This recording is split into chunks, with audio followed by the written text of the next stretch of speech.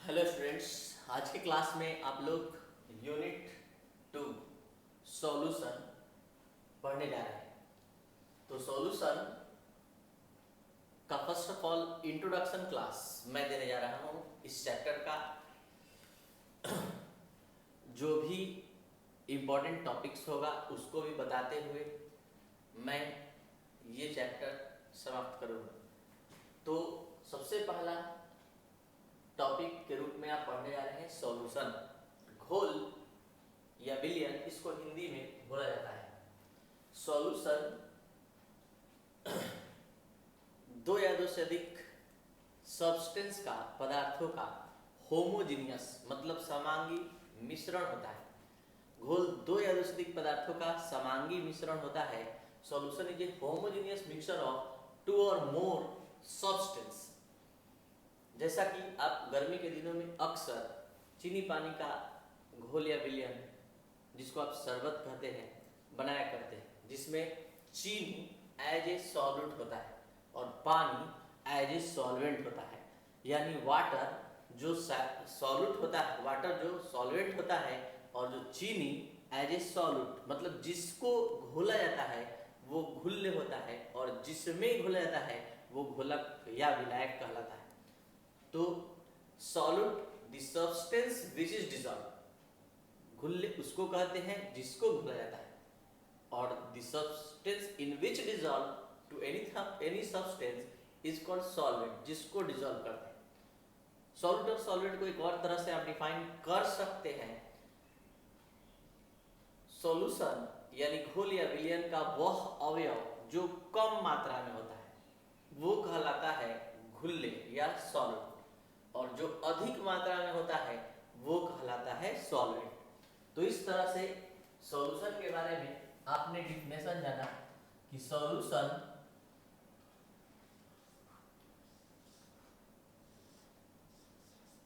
Is the homogeneous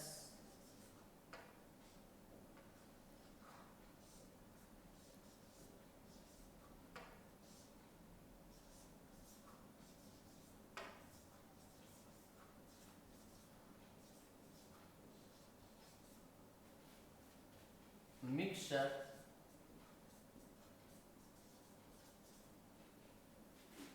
of two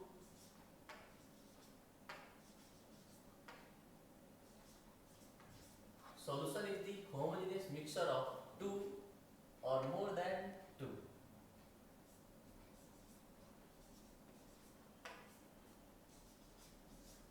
substance.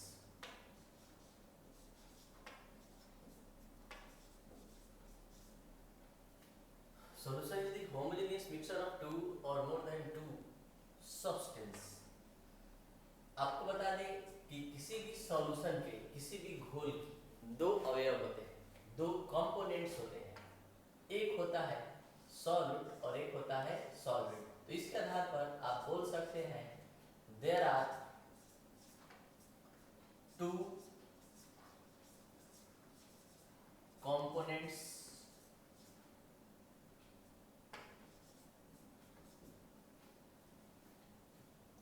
of solution. First solute and second solvent.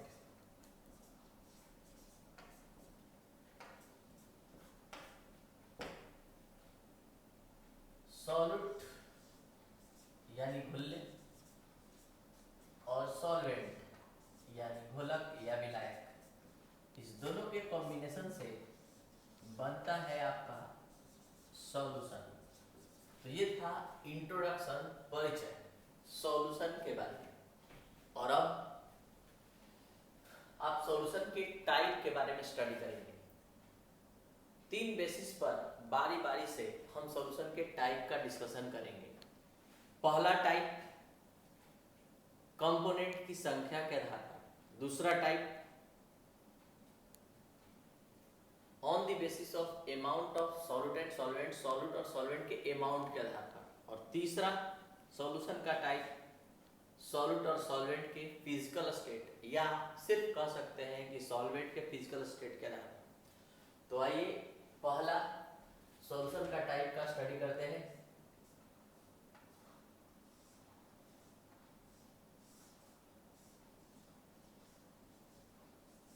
Types of solution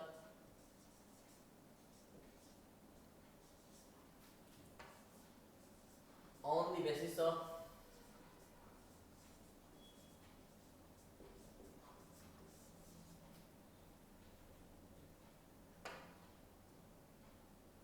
number of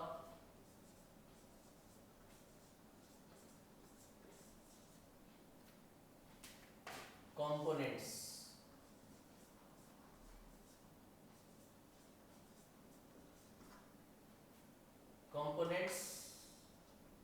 की संख्या के आधार पर solution जो होता है वो 4 प्रकार का होता है। First, binary solution. Second, ternary solution. Third, quaternary solution.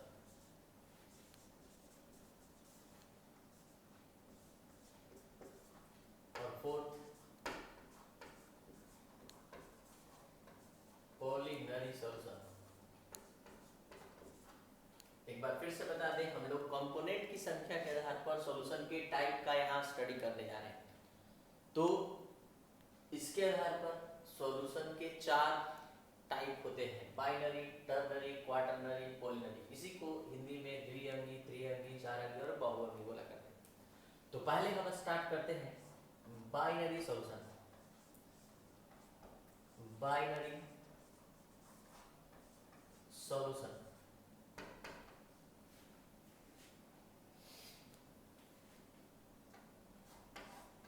a solution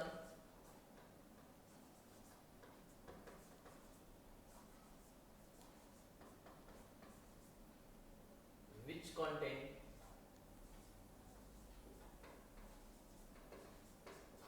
contains 2 components.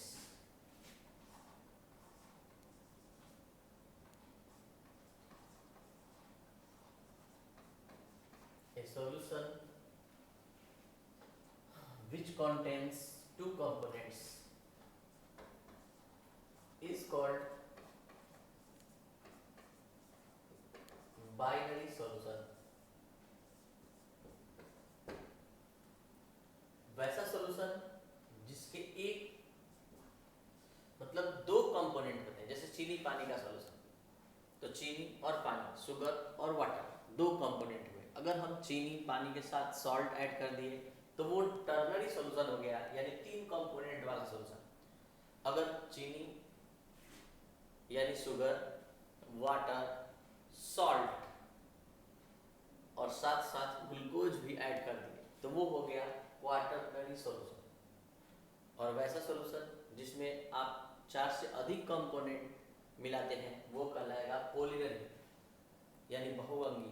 तो ये जैसे एक ऐसा सॉल्यूशन आप बनाएं जिसमें आपने चीनी ऐड किया, पानी ऐड किया, ग्लूकोज ऐड किया, साइट्रिक एसिड ऐड किया और सॉल्ट ऐड किया। तो salt, sugar, water, citric acid और ग्लूकोज, ये 5 कंपोनेंट्स हो गए, 4 से अधिक हो गए, ये पॉलीनरी कहलाएंगे। तो यहाँ बाइनरी सॉल्यूशन का एग्जांपल बनता है ए solution of sugar and water.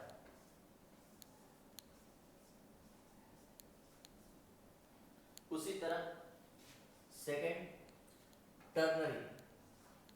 Definition आप खुद से लिखेंगे, ए solution which contains 3 components is called ternary solution. Example होगा इसका ternary solution. Ternary solution example, definition आप खुद से लिखेंगे, ए सॉल्यूशन ऑफ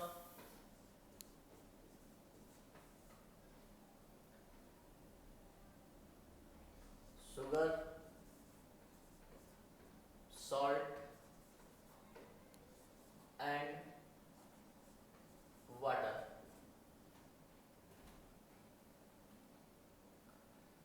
तीसरा जो टाइप है वो है क्वाटरनरी सॉल्यूशन का। तो क्वाटरनरी सॉल्यूशन के लिए क्वाटरनरी सॉल्यूशन, जिसका डेफिनेशन आप लिखेंगे solution which contains three components is called quaternary, three components, sorry, four components. A solution which contains four components is called quaternary solution. Example होगा इसका glucose means a solution of